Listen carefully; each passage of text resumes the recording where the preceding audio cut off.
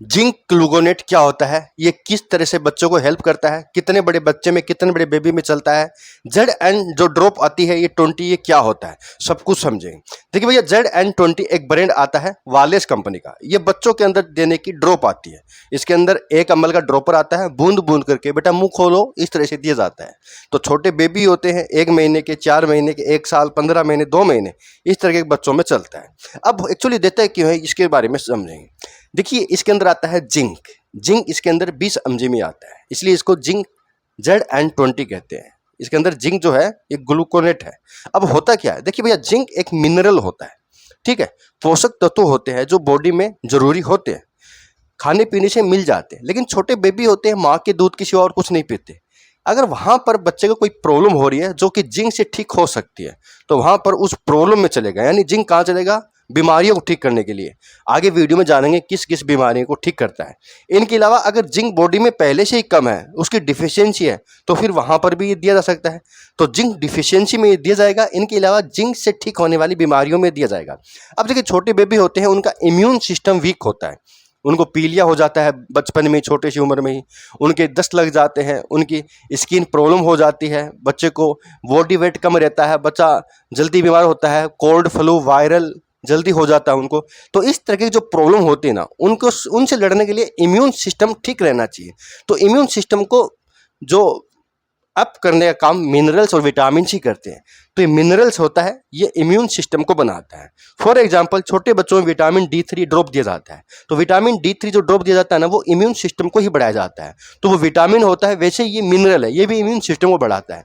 तो वहाँ पर डॉक्टर बच्चे को चेक करके देंगे कि बच्चे को वीकनेस तो नहीं है, बच्चे को जिंक की कमी तो नहीं है, बच्चे की कोई दिक्कत तो नहीं है बच्चे को। इनके अलावा ना दोस्तों बीमारी की बात करें तो अगर बच्चों के घाव हो जाए और घाव नहीं भर रहा ना, वाउंड है, हीलिंग नहीं हो रही है, तो उस कंडीशन में भी बच्चे को दिया जा सकता है। यानी ऐसी प्रॉब्लम जहां पर घाव हो रहा है, तो घाव को भरने के लिए भी जिंक अच्छा काम करता है। इनके अलावा ना जिंक दिया जाएगा दोस्तों कोल्ड और सर्दी जुकाम की प्रॉब्लम में। बच्चे की अगर जुकाम है, कोल्ड है, फ्लू है, वहां पर भी दिया जाएगा।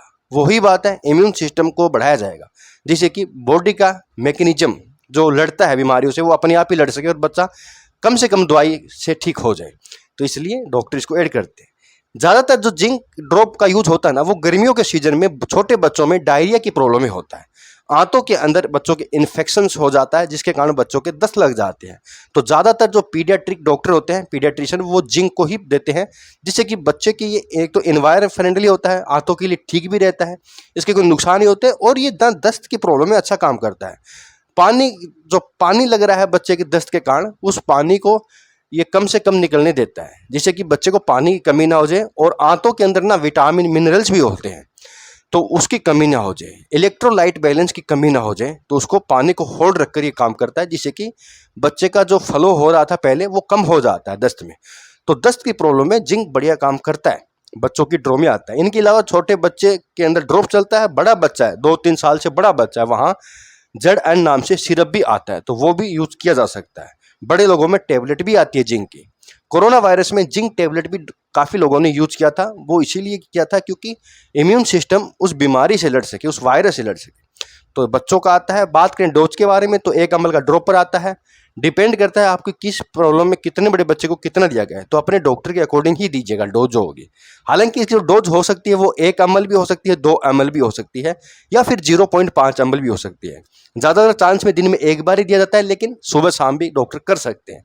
तो इसलिए कह रहा हूँ डॉक्टरी सलाह से देना है। साइड इफेक्ट इसके कुछ भी नहीं होते, मिनरल्स हैं, इनके साइड इफेक्ट नहीं होते, इनके सिर्फ बेनिफिट ही होते हैं।